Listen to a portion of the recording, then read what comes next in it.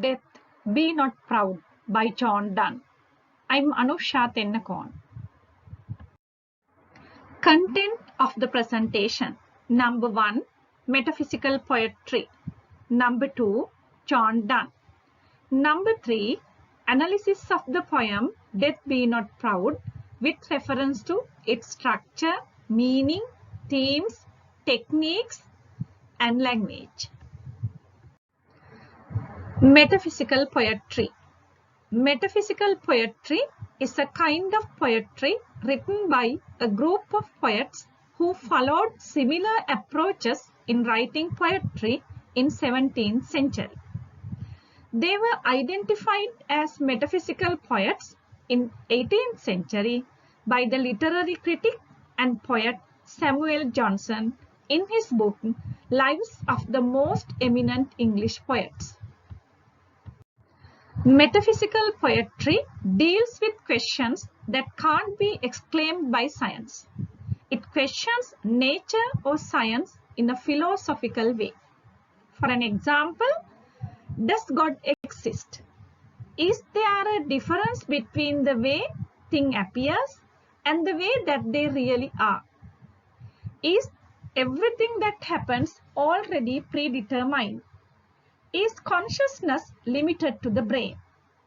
There's no one correct answer to any of these questions. Significant characteristics of metaphysical poetry. Number 1, they are highly intellectualized. Number 2, metaphysical poets use rather strange imageries. Number 3, metaphysical poets use ordinary language mixed with frequent paradox and puns. Number 4, metaphysical poems contain extremely complicated thoughts. Now, let's get to know about the poet who wrote the poem Death Be Not Proud, John Donne. John Donne was an English poet and a cleric in the Church of England. He was born in 1572 and died in 1632. He is considered the preeminent representative of the metaphysical poets. Background to the poem. Death Be Not Proud is a sonnet by John Donne. It was published in 1633 after Donne's death, although he wrote the poem in 1609. It is one of 19 sonnets comprising Donne's holy sonnets. The structure of the poem. The poem is a patriarchal or Italian sonnet. It is composed of 14 total lines. The first 8 lines have an ABBA rhyming scheme. The final 6 lines have a CDDCEE rhyme scheme. Now, let's try to understand the poem. Death, be not proud, though some have called thee. The very first line of the poem is an imperative sentence. The poem starts with a command. The poet asks Death not to be proud. And further he says, even though some people think that death is strong and fearful, it's not so. The poet explains why he is telling that death is not mighty and dreadful. For those whom thou thinkst thou dost overthrow, die not, poor death, nor yet canst thou kill me. The poet tells death its reality. Death has high regards about itself and thinks that it has the power of taking people's lives away. The poet says very strongly that it is not the truth because death has no such power. He further degrades it, calling poor death. It seems that he makes fun of death for living under misconceptions of its power. Next, the speaker challenges death, saying that death can't kill the poet. From rest and sleep, which but thy pictures be, Much pleasure, then from thee much more must flow. Here, the poet compares death to rest and sleep, which resemble death and bring pleasure to people. So, he is giving an advice to death, telling, if you want to make us fearful with your appearance, you need to have something more. And soonest our best men with thee do go, rest of their bones and souls delivery. In these two lines, the poet says that best people will experience death soon. Immediately, he gives the reason for that. Best men deserve death soon to get a peaceful eternal life without bearing the hardships of the earthly world. Here, the poet indirectly says why we average people should be afraid of going with death if our best men go with death before us. Thou art slave to fate, chance, kings and desperate men, and dost with poison, woe and sickness dwell. The poet uses a strong tone here and humiliates death more than he did before. He says that death is a poor submissive slave to fate, chance, kings and desperate men. In other words, death cannot work alone and it needs permission from other things and people to perform the job of killing. Next, the poet says that the companions of death are lower beings such as poison, woe and sickness. And poppy or charms can make us sleep as well. And better than thy stroke, why swellest thou then?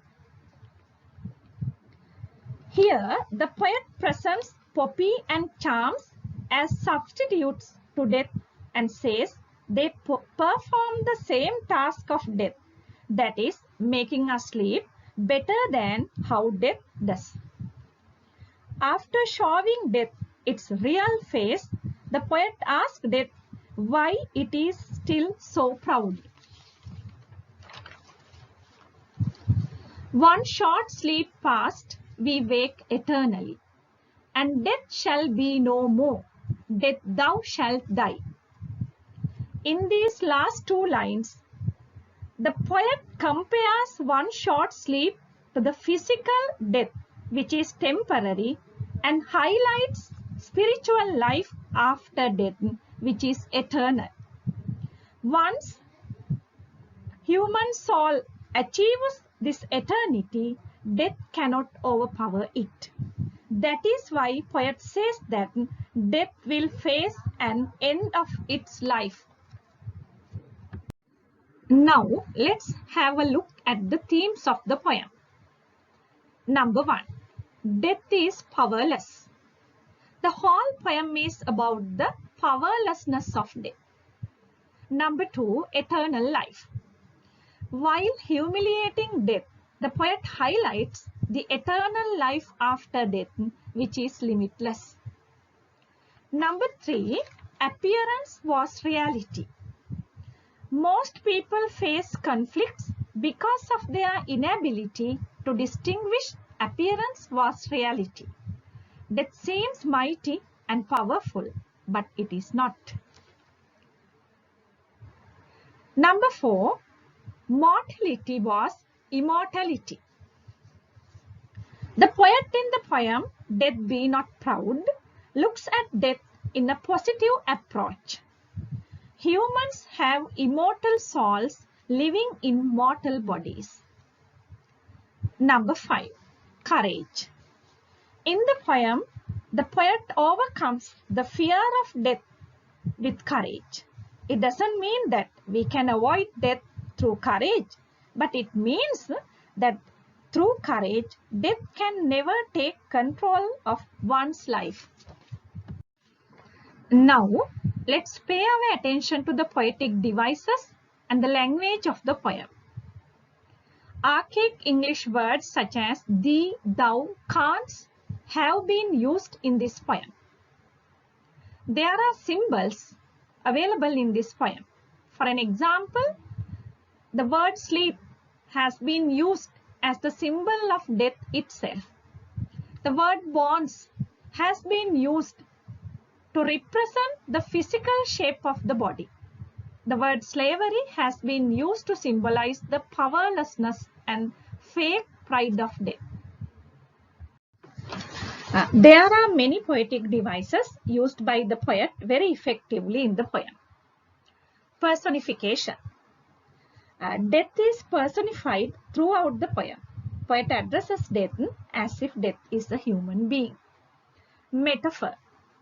In the line, death be not proud, death is addressed as if it is an arrogant man. And also in the line, thou art slave to fate, chance, kings and desperate men. Very strongly the poet says that death is a slave. Alliteration. Alliteration is the repetition of the same consonant sound in the same line. In the line better than thy stroke, the sound the is repeated.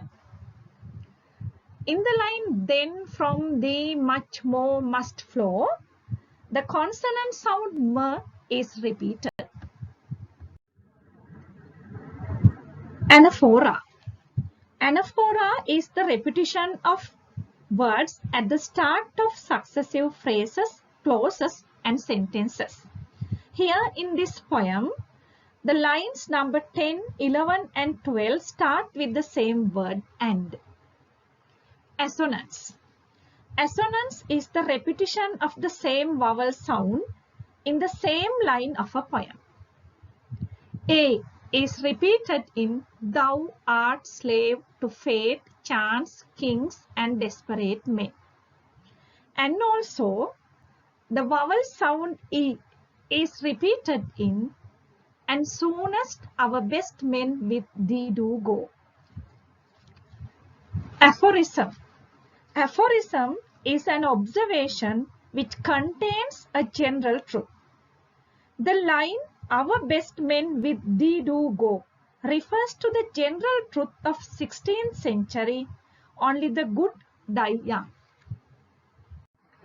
Speaker of the poem. The speaker is arguing and defeating death. It represents the whole of humanity. The speaker presents himself as the defender of humanity as well. Tone. The tone of the poem is dark, challenging and mocking. It begins as a challenge to death, but in the latter parts, the one-sided conversation humiliates death. Thank you very much for listening. As usual, we'll meet again once with an educational video like this.